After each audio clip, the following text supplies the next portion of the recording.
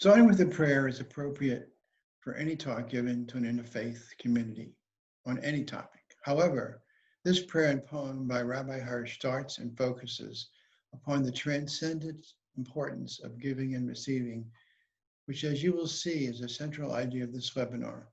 Please keep that in mind. One glorious chain of love, of giving and receiving, unites all living things. All things exist in continuous reciprocal activity.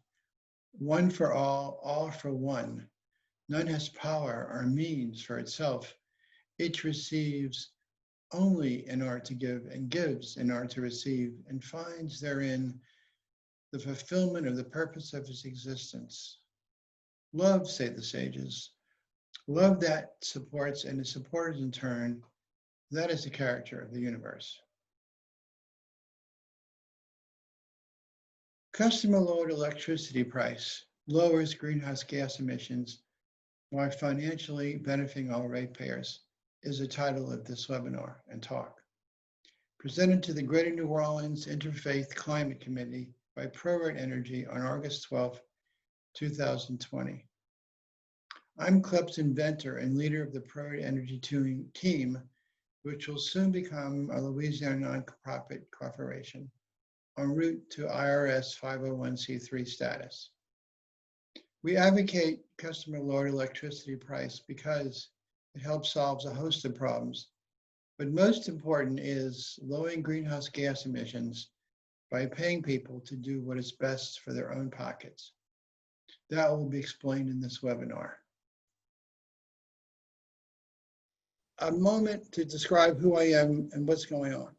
I have a doctorate in mathematics, which I earned about 40 years ago.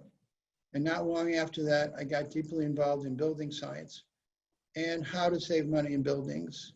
And I learned a lot about energy efficiency, which was commonly thought to be the only real way to do it. And more recently, most people recognize renewable energy, but there's actually energy storage, which you will see in this discussion is actually more valuable to save money than the other two. And to get that to work, we need a rate structure that supports it. So the rate structure we're talking about is CLEP, and I'm trying to explain that if we use these three things together, we can solve this problem. So this is a really interesting slide. You may have heard of this guy's name, Albert Einstein. And there's a common problem of researchers and scientists and creative people. You know what the problem is, but you don't know how to solve it. And he pointed out this comment. If I had an hour to solve a problem and my life's dependent on it, I would spend the first 55 minutes figuring out which question to ask. So I did that in this case. And after thinking about it for 35 years, I realized that to solve the problem, I have to engage the marketplace to solve climate change. So in order to do that, I had to think of a electricity rate design that would cause people to buy electricity when it's cheaper and make investments in their home. And this would automatically, and outside of their understanding, lower their carbon footprint. And that's what CLEP does. And that's what I'm excited to explain to you today. So what is this marketplace where we can give and receive? Remember, that's the phrase used by Rabbi Hirsch's prayer. And we're going to do a lot of giving and receiving in this and make money and save the climate all at the same time. So MISO means Mid-Continental Independent System Operator, and it's our wholesale electricity marketplace. MISO's website, which is linked at the bottom, but we're not going to go to it because it's not going to work too well in Zoom, but you can do this on your own later, is a graph which shows thousands of nodes. Each node shows the time-dependent and location-dependent price. And you can recognize higher prices because the color is redder, lower prices bluer, and even some purple places where the price is negative. So here is a snapshot from that website. And you'll notice that this slide and the one paired with it are the ones called when you sell and when you receive. When you give and when you receive, right? Give, receive, like the theme of the rabbi's poem. So what are we going to do? We want to Sell when the price is high. In the lower right-hand corner of the screen, right here where it says Louisiana Hub, that says that the wholesale price in megawatt hours is over $20. So if you divide by 1,000, that's like 2 cents per kilowatt hour. So you might think that price is high, low, but it's actually high because in the next slide, I'm going to show you the same price goes down to less than 1/10. So this is a good time to sell electricity. This particular snapshot was taken on October the 18th at 7 p.m. A similar time, a few days later, but an earlier time in the day, I took this snapshot. And you'll notice that the Louisiana hub price is $1.75 per megawatt hour, which is 0.175 cents per kilowatt hour, which is way cheaper, less than 1/20th the price of electricity that was available in the evening, probably of the day before. So that's when you buy. So if you were to buy and sell, you'd make a fortune buying and selling with electricity just in doing that. But you can't do with our current case. And so what we're saying, somebody's audio is on, it's distracting. Please turn it off.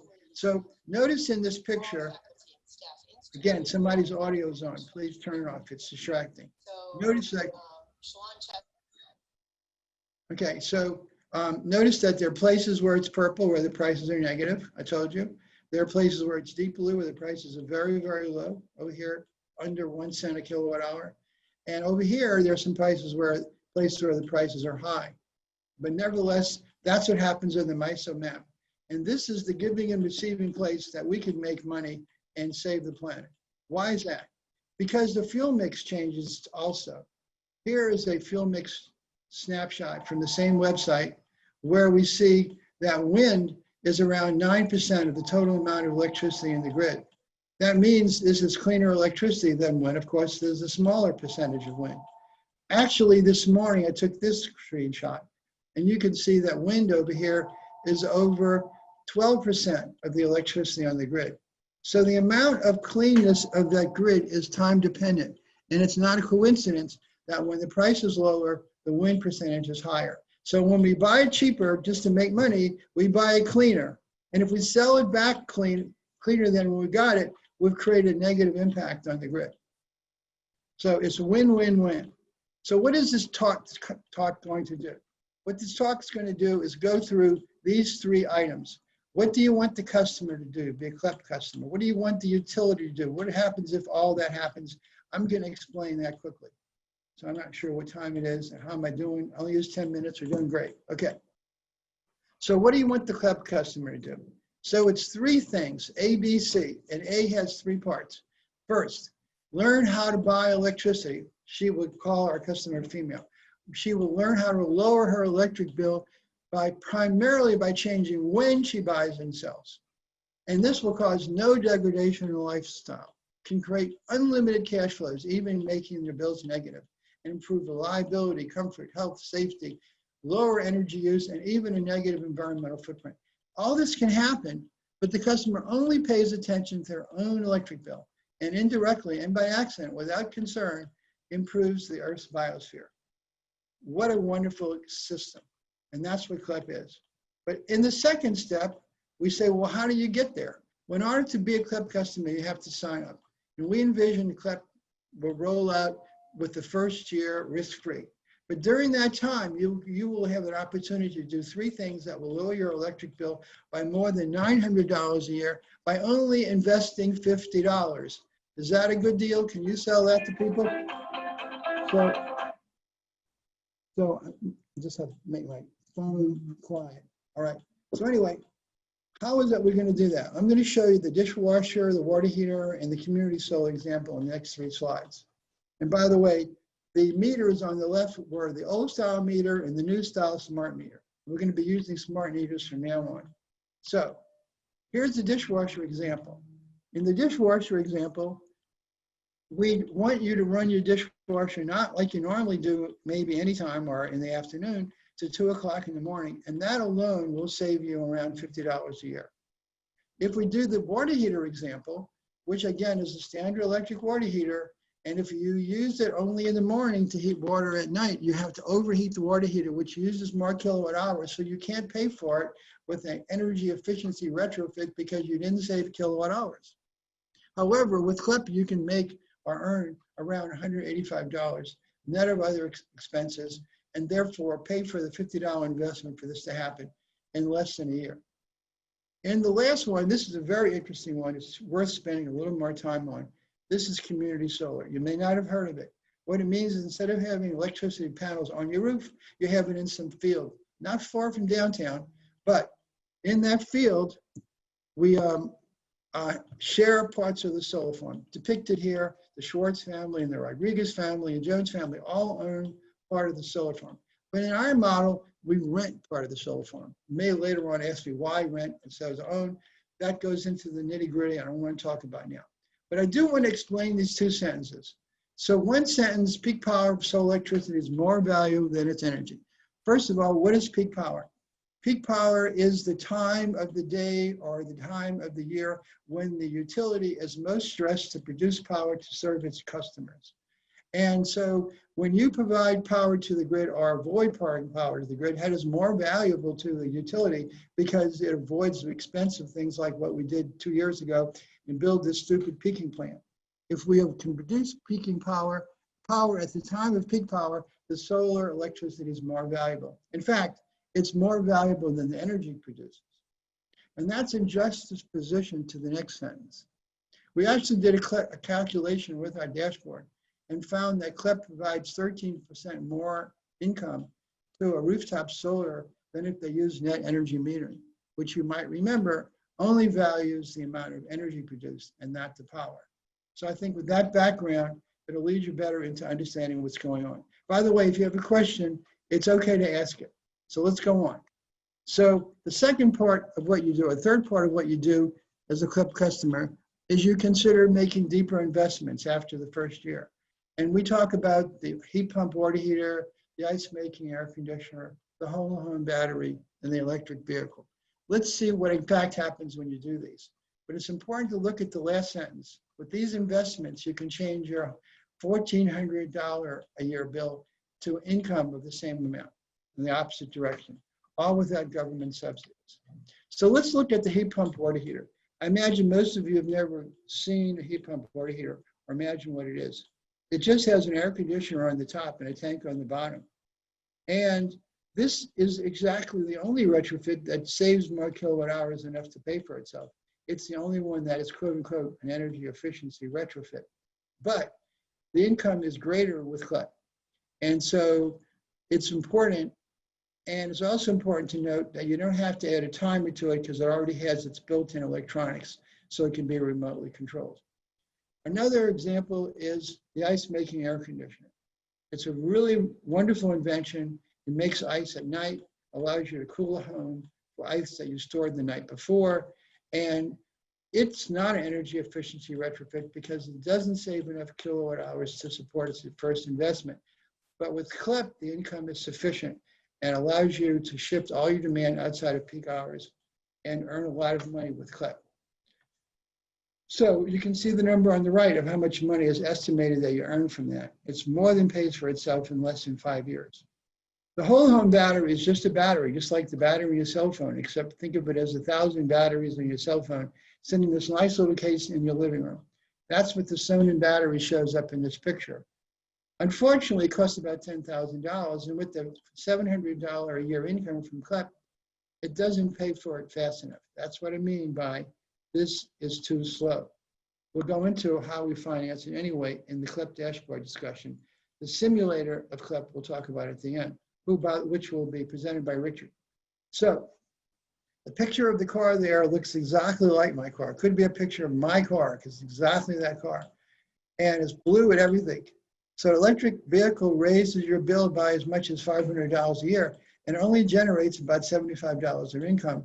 All that comes from buying electricity when it's cheaper at night.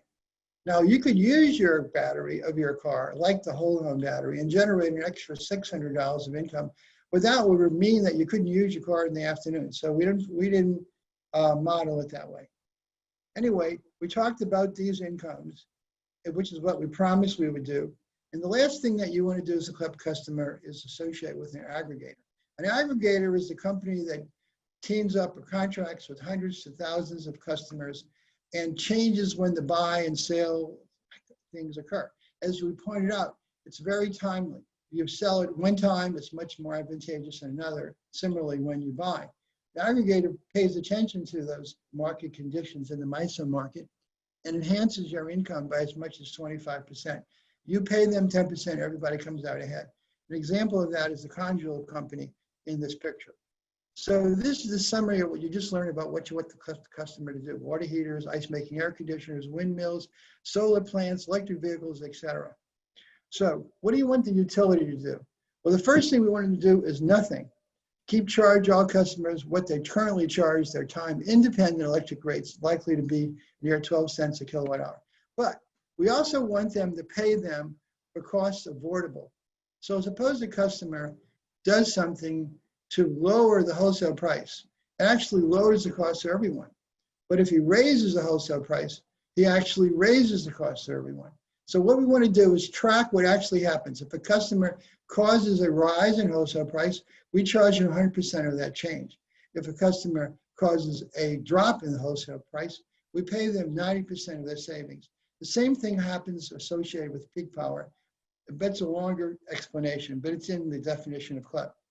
So what do we do with that 5%? We give it to the utility. And that utility uses it to pay its administrative costs, but that should be more than enough.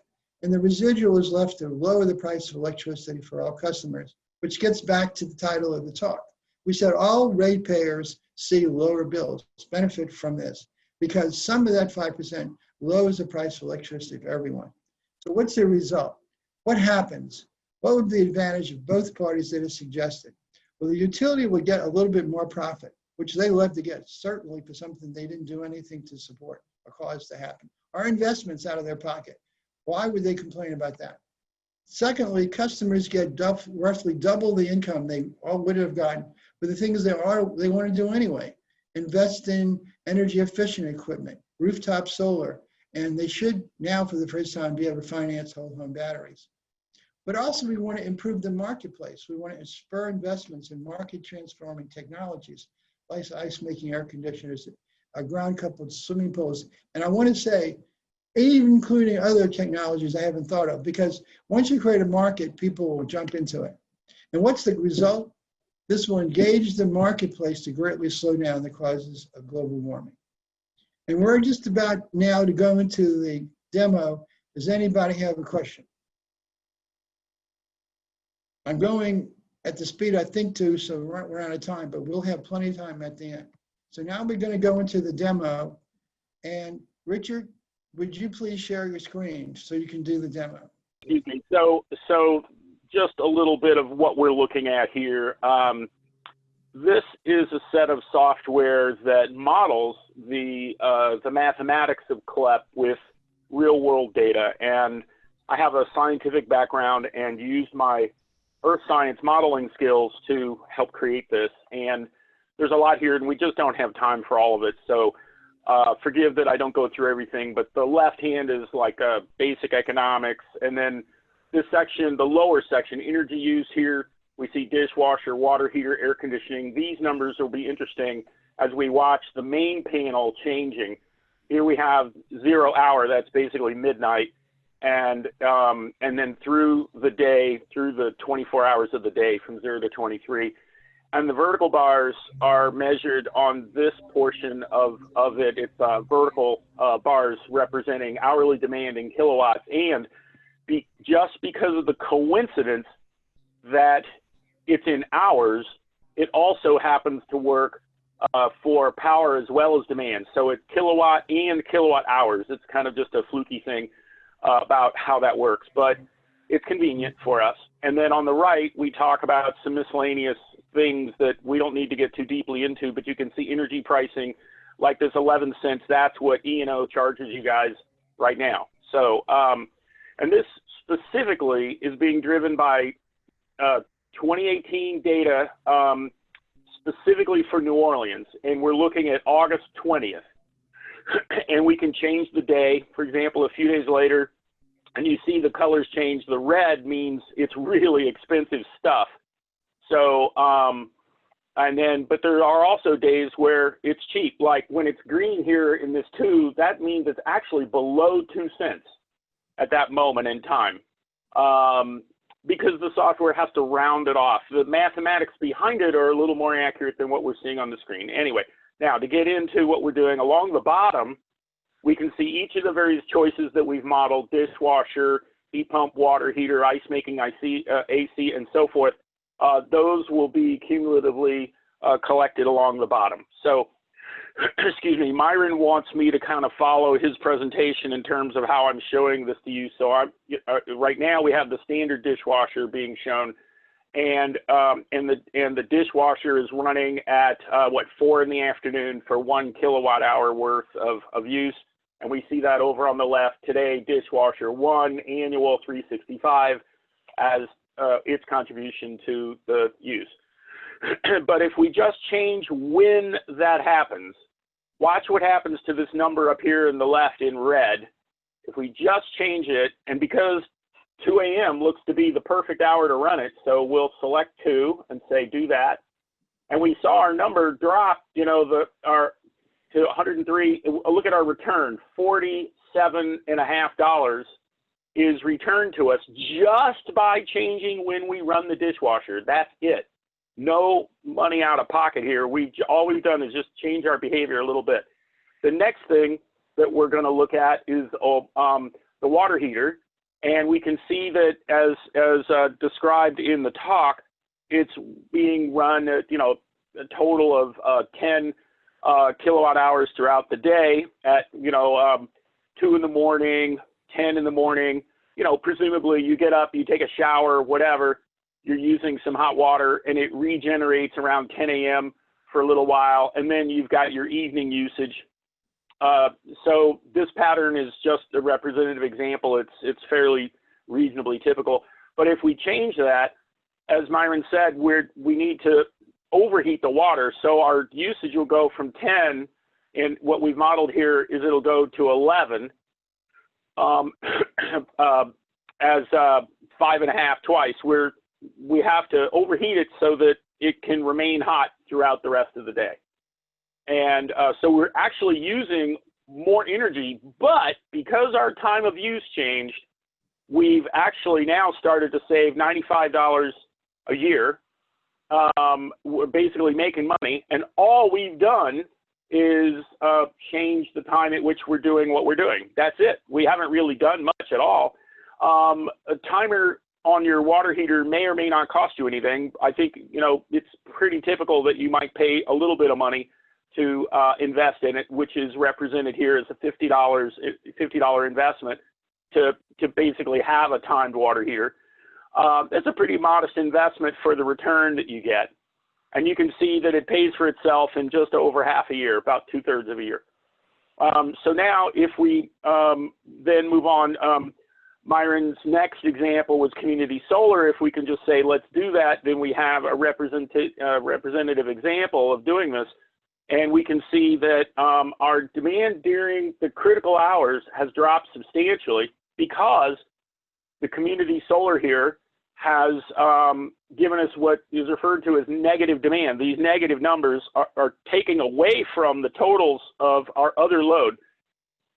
So, by the way, this load here the first row is hours. This next row is the load, and that is the cumulative of the values below, which, for example, at 2 a.m., we've got a total of a background of a 0.5 kilowatt. That's just to run your clocks and whatever, and then you've got your dishwashers. So there's your 1.5, and so forth throughout the day.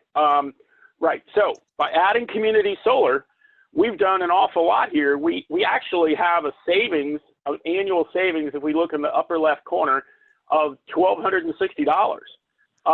And we can look down at the bottom and see the combined effect of all of these retrofits. This is 3. You've got community solar, timed water heater, and the dishwasher with timer, collectively showing that we're we're making money here. We're doing fine. We are paying $420 a year to rent the solar panels, but the energy that it's giving back to us is coming at a critical time period when these little vertical orange bars, what these represent are that critical peak energy period that the utility desperately does not want to be selling you power at because it's expensive power. It's coming when everybody has their air conditioning running. We're talking about August 20th here. And it's expensive. And I'll just switch to, this happens to be a fairly inexpensive day. If we look to the 22nd, oh my God, the price, look at the prices. We jump from at 11 a.m., it's 5.7 cents per kilowatt hour. It jumps to 22.9, 36.2, then 63.5 cents. And here it breaks $1.20, and it's such a big number that, so that's $1.20 plus per kilowatt hour at that hour of the day. We do not want to be buying electricity at that hour. And by having community solar and these other techniques to reduce demand at that period, that is where a substantial part of the income comes from, and why it's also extremely helpful for reducing carbon dioxide emissions. And then you'll notice we've got a little section, if you follow to the left of the horizontal bar, we have atmospheric CO2 avoided. This is an estimate. It's around 9,000 pounds in this configuration at this moment. This month, we would have saved around 780 pounds of carbon dioxide that we didn't add to the atmosphere that we would have otherwise. Now, these are estimates, of course, and we could get into that in the question and answer later if y'all wish.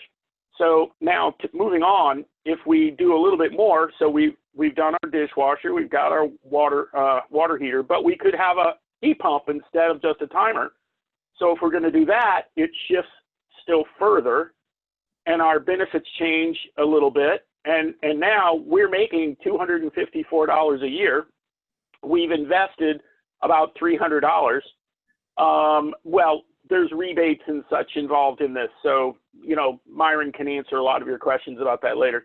And then, so we've also got ice making air conditioner that we can add that would help. And boom, wow, now during this critical period where people are paying $1.20 plus per kilowatt, well, the utility's paying it with the fixed rate, but I'm saying that is the true cost of that energy at on this particular day in New Orleans at 3 in the afternoon. That was the average price for that entire hour. And now, where are we? We have wiped out all of the critical period. We are negative during exactly the period of the day when the grid most is in need, and that's why the price is so high.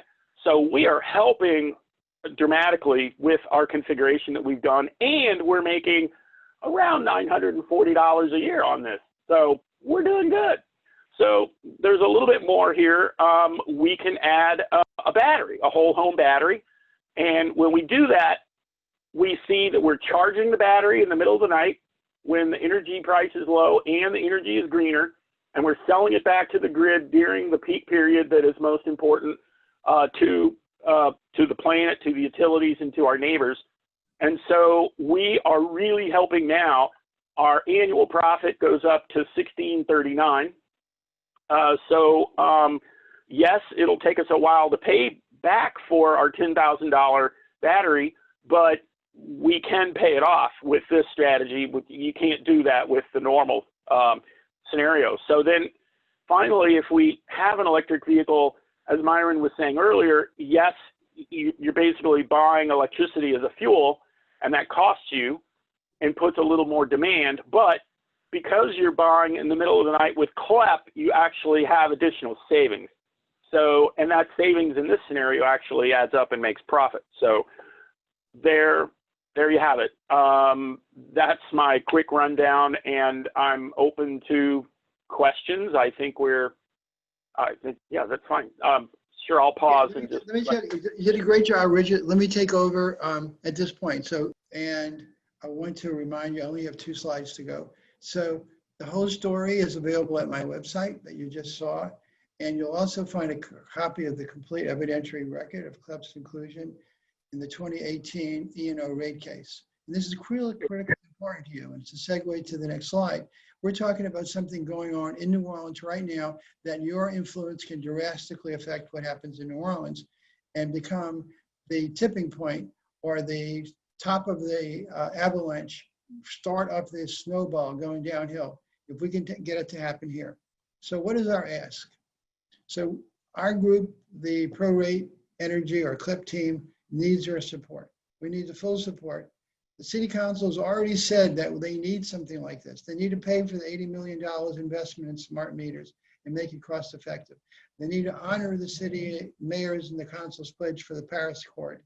They need more self-reliant and safe homes and more employment. CLEP can help us realize these goals. We also want to enhance Biden's climate action plan because it has a poor goal, it takes too long, and it's expensive. On the other hand, CLEP is a better goal, can get there faster and much cheaper. How to get there? We think you are a cornerstone of local influence. Please vote to endorse our efforts. We can use that to reach out to the city council and move forward with this. So do we have any questions? And you certainly may ask me or Richard. I hope I haven't bulldozed you with this stuff, but we still have over 20 minutes for questions. So please ask. Can you bring down the PowerPoint, Myron? I think I did it, right? Yes, you Good did. work. Good work. Okay. Yes, Parvez, please ask. Yeah, Myron, I have a little quick question.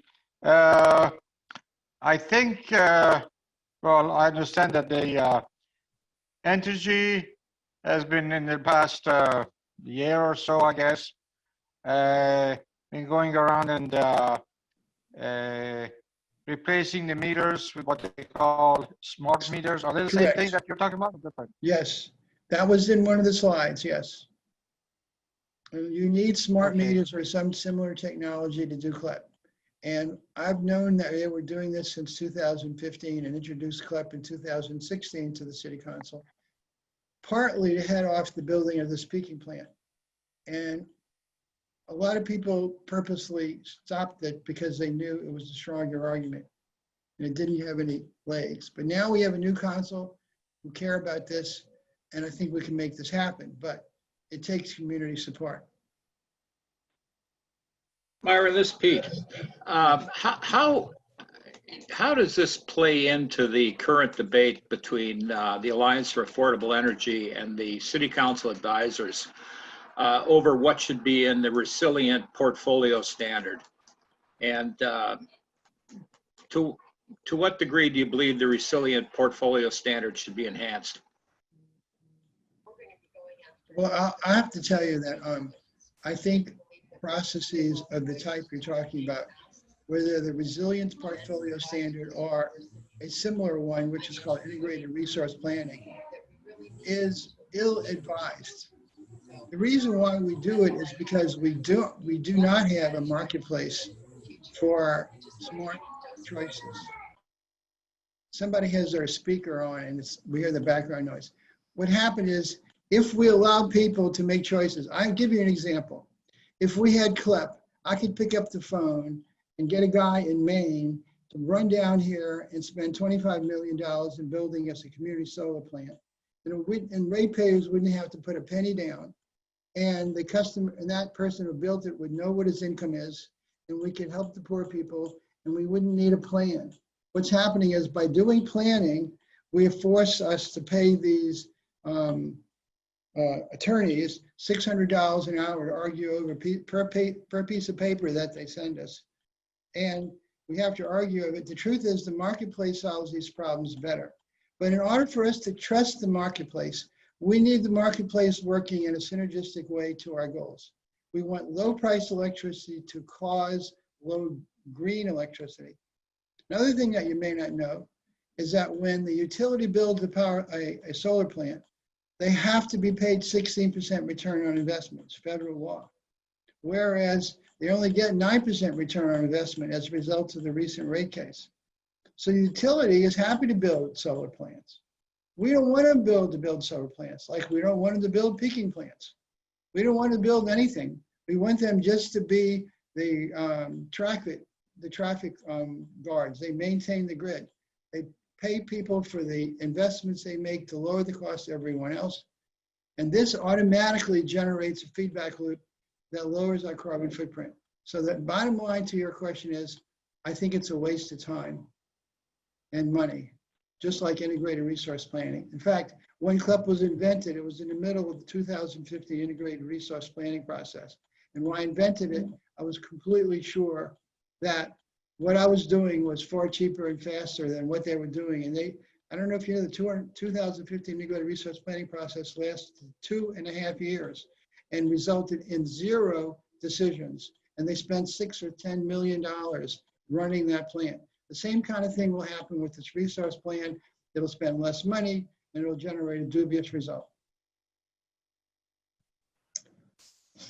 That's So, my am I to understand that this New Orleans plant in the east would simply not even be worth considering in your view?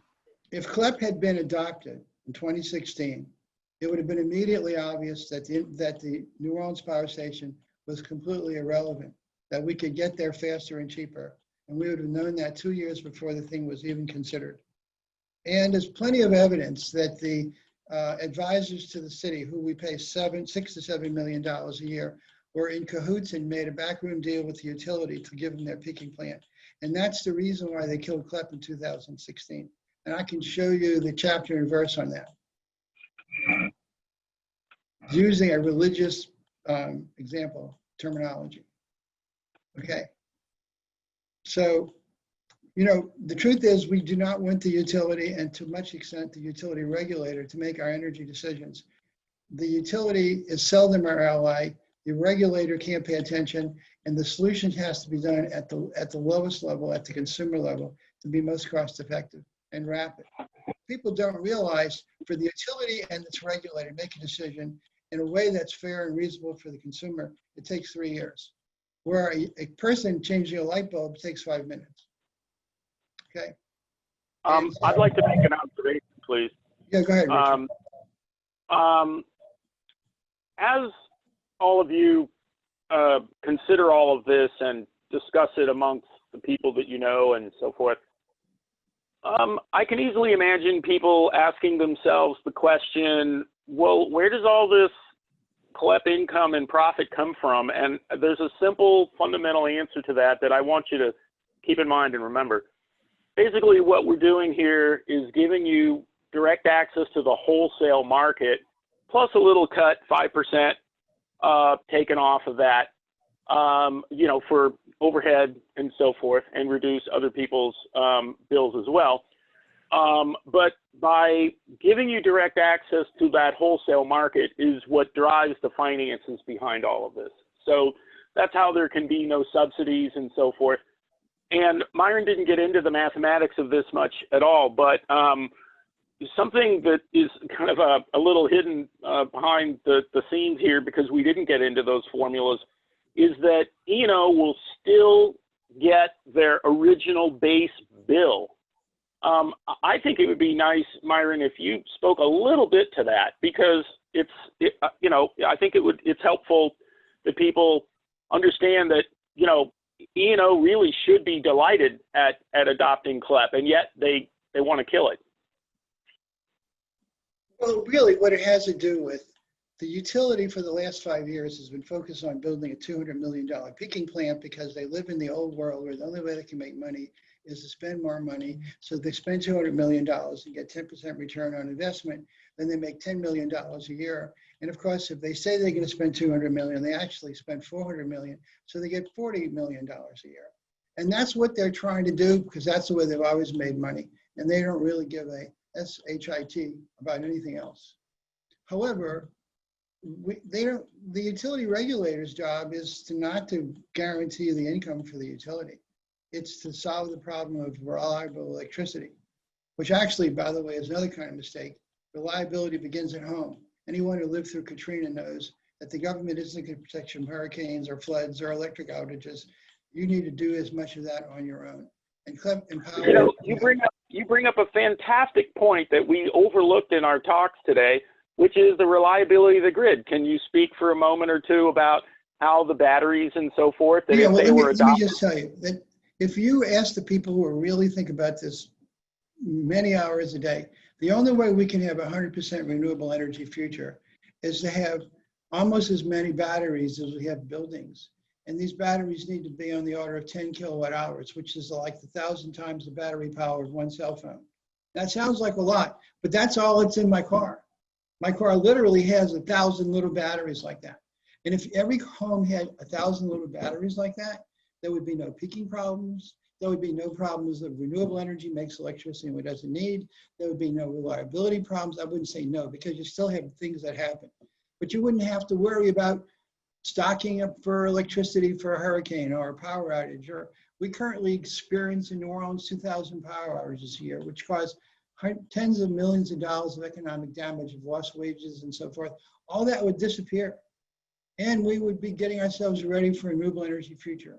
And there's no rate structure besides CLEP that pays for batteries. So just that alone is the rationale sufficient for a CLEP. Does that answer your question, Richard? Is what you're looking for? Yeah, well, I already know this stuff. I was more prompting you to talk about it because it's important. I'd like to add here, though, I've done some significant research into batteries. This was prompted by an article that Myron showed us last spring, a year ago. And it turns out that there are some brand new battery technologies coming along that vastly outperform what we modeled and what Myron was talking about and showing you. There are new battery designs that use inert materials like silica, as in sand, and also sodium in a form similar to salt. And you can get a battery with twice the energy density storage at half the price of lithium ion, which is the technology that's in your car, are now on the market. And we did not model that. And if we did, we put that in here, the results would be even more fantastic. And I want to say there's a reason why we did it. First of all, every time you turn around, there's going to be another technology. And if one of the big problems with utility regulators are they have to put all the cards on the table and have an argument for 3 years, literally, or it's considered not fair. And by that time, most of the technologies they're talking about are obsolete. So I didn't decide to make this CLEP talk about the latest technology on purpose, because I know anything that comes out is better than that. If I can make the numbers work with the stuff that was around in 2016, I should have completed the argument. Sure, it can work faster and better, but we want things to work faster and better and faster and better. We want this to be a feedback loop that solves the problem. Just think about it in your own life.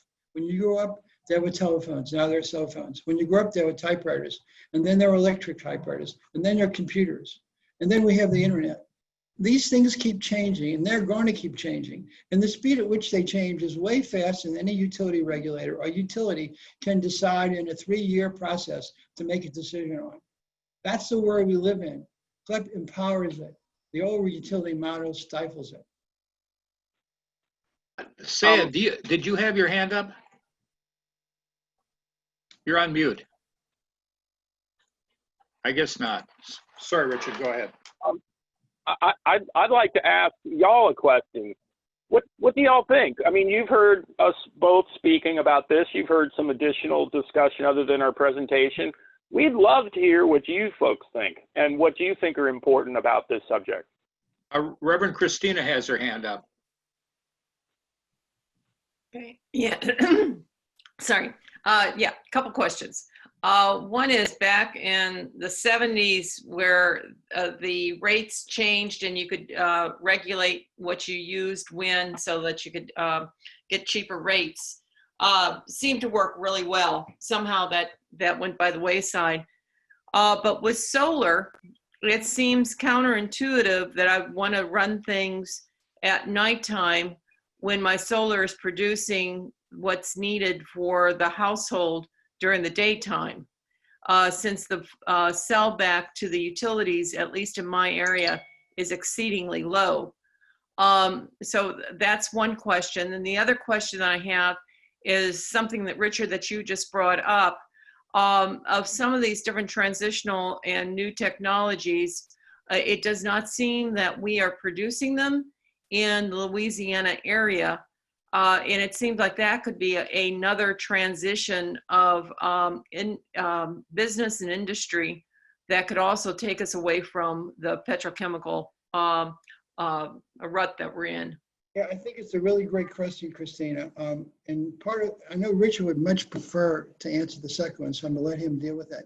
But the first question, it turns out if you understood CLEP, and before you spent the $10,000 to $20,000 or $30,000 to put solar panels on your roof, if you understood CLEP, you would realize it wasn't the best place to put your money.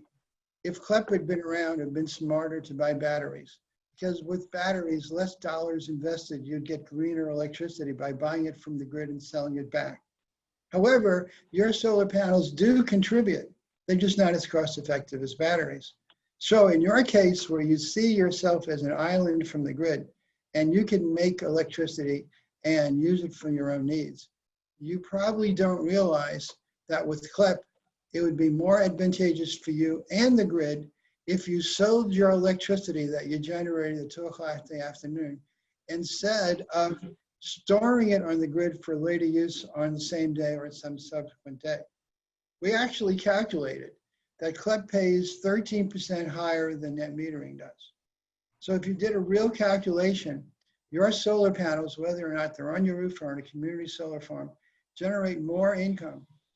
So people should not island. They should share, which is what we started off in the prayer. We should share, we should give and receive. When we do that, we lower our environmental footprint. So that's perhaps an enigma to you now, but I'm trying to get you to understand it. But the second question you asked about, how do we transition to a cleaner future? I know Richard really wants to talk about it. And if you leave something unsaid, I'll be happy to chime in. Go ahead, Richard. Right. I share your interest in helping revitalize the industry in Louisiana into something other than just more pollution and profits for a few. It's a challenge to figure out exactly how to do this. I'm encouraged by some of the work that Australia has been doing. And I would encourage you to use your internet search capabilities to seek out what they're doing in, new battery design and so forth. And I think that we could be producing in Louisiana some of these technologies, but there's something else that's related to all of this that is perhaps the subject of another talk. I think, Liz, I seem to remember your face in a talk that I joined several weeks back, a month ago, where I talked about a wonderful article that I read in the National Academy of Engineering talking about the need for carbon storage. And it turns out that the petrochemical industry of Southern Louisiana is ideally suited for helping us capture and store carbon from the atmosphere into the ground, but that's a topic for another day. I'd like to also add that the ice making air conditioner, which we showed you had an incredibly high impact in the bill. Of everything, it had the biggest impact on the bill. It cost over $3,000 after rebate in Southern California. And that company went out of business because there was no CLEP rate structure to support the invention. It's like the cart before the horse. You can't have the cart without the horse. And if you don't have a horse, you can't think of a cart. What happened is they invented a cart, but there was no horse to pull it. CLEP is the horse that pulls the ice making air conditioning industry. If we had CLEP, we could have a manufacturing plant for ice making industry here. We could build it here. If we had CLEP, they'd build more wind farms wherever you can make wind, whether it's Myron? Yeah. Myron, we're running out of time, and Liz has a question. Yeah, well, actually, there's two questions. Robert, did you have one also? I do, a really quick Robert, one. then Liz. Okay. While waiting for the horse from the city council, would there be any advantage to having solar panels, say in the backyard, that would feed into a house battery so that we could generate and store our own energy? Okay, the answer is the most cost-effective battery around is the electric grid. Okay, the trouble is they're giving it back to you at retail as opposed to valuing it for its power effect, which is more than retail. So don't buy the battery first, and don't buy the solar panel first. What you buy first is maximal energy efficiency, and then the battery, and then the solar panel. And when you I'm buy the thinking of solar the fact panel, that there may not be a grid. What happens when the power? I'm just trying to tell you, in the order of purchasing, the first thing you do is you reset your dishwasher and just reset your water heater. And then you buy into a community solar farm, because a community solar farm has 1/3 the cost of installation in dollars per watt. And it empowers everybody to have rooftop solar. You may not realize only 10% of people in New Orleans can have rooftop solar for a variety of reasons. So community solar is the most universal response to solving the problem. We told you. But I think I think Robert is really looking for a reliability comment there, yes? I am really, yes, exactly. Okay, well, there's a reliability aspect, and that's what the batteries do. And for that, if that's what you value, then you need the batteries. I hope I get to answer Liz's question. Thank you. Yep. Liz? Thanks a lot. A couple of things. I just wanted to comment that yes, when the energy, in regards to the energy plan in New Orleans East, that the people, the community groups and the environmentalists who were working against it did come out heavily against it, because they said that a lot of these issues could be solved if you repaired the grid that was in and around New Orleans, that you didn't need this huge power plant to solve this problem. Basically, you could do it through repairs. And the second thing is, yeah, sort of what Robert was talking about, the,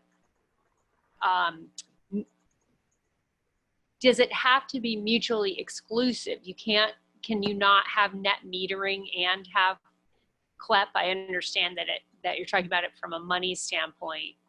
And then the other question I have is about this air conditioner. So tell me it's something that's already been produced, but it's not financially feasible right now because of the lack of demand. Is that it? Okay, let me answer your questions. I hope I remember them all. So the first thing is about the power plant. Yes, it has a big pollution problem. The pollution problem was never going to kill or save that plant because everyone else is caring about money. That's the reason why CLEP is about money, not about pollution, even though I care more about pollution than money. You have to win the argument where people are paying attention, and everybody pays attention to money. Unfortunately, we're a small minority who care about the environment. We have to win based on money, otherwise we can't win. Second issue is, well, I'm not sure I remember them all, but the issue about, do you have to have one or the other? Namely, do you have to have panels or batteries, or do you have to have net metering or CLEP? And the answer is, whatever economic system you have helps to drive the economic decision. It turns out CLEP is superior economically to net metering. Everyone who has rooftop solar will get more income by around 13% in New Orleans because they switch to CLEP. And as you might know, 90% of Louisiana doesn't have net metering because the Public Service Commission decided it was not fair. It's in fact not true. It's a subsidy in the opposite direction. So if CLEP comes in, we not only have rooftop solar in New Orleans, but we have it throughout Louisiana. So the pricing method drives the conclusion. And if we do it the other way around, we're never going to get there. Okay? We have to think about it from the point of how are we going to get people to do the right thing? Pay them to do the right thing, and they will do the right thing. Okay? And as long as the payment system is appropriately tied to an environmental consequence that is not untoward and doesn't consider the real effects, CLEP does it. Did I answer all your questions, Liz, or did I leave one out? That's good for today. Okay, well, let me just remind you what the ask is. We need someone asked, Robert says, is the city council the next stop? The city council has the ability to implement CLEP. And they even have a process that was on track to have a docket on it in the early spring, but COVID just derailed that. We know the person to talk to. His name is Andrew Gizzolo, the chief of staff for Elena Moreno. He's the guy who wants to see the community support coming for CLEP. If he gets it, that docket will happen sooner and more successfully give us the pilot. If we get the pilot, we can sell CLEP all over the world. And if we do, we can have billions of people doing in their own action much more powerful economic things to solve the climate problem. Oh, you know what? I'm sorry. I know it's 10 o'clock. Myron, I just wanted to ask one thing. How much do these air conditioners cost? Okay, so the answer to that is, I actually spoke to the CEO of the company, and he says they cost around $7,000 a piece, which is almost twice as much as the similar train or carrier unit. But that's only because their company is small and they don't have mass assembly lines. If they were building on even half as many of these units as train and carrier did, they would get down to around $3,000. That's why they're subsidized down to $3,000 by Southern California Edison. But since Southern California Edison never had a rate structure to support it, that company went out of business. Okay? Okay. It's 10 o'clock. Any more questions? Hope you guys can follow through on this. We're counting on you. Thank you very much. We very much appreciate the opportunity to speak with you, and we welcome any engagement y'all may have with us. And keep in mind, we also have a website. You know, this CLEP thing has been also renamed. We're ProRate.energy, and we also have CLEPenergy.org as websites if you want to, web search or remember that. And all these documents are available. We can point you to this rate case that we've been engaged in the city of New Orleans and all the proceedings that have been happening about that. And we encourage your participation. Thank you. Thank you very much for giving us the time. And Myron and Richard, thank you. That was terrific. Much appreciated. Okay, thank you. Thank you. Thanks, folks. Bye. Bye, everyone. Bye.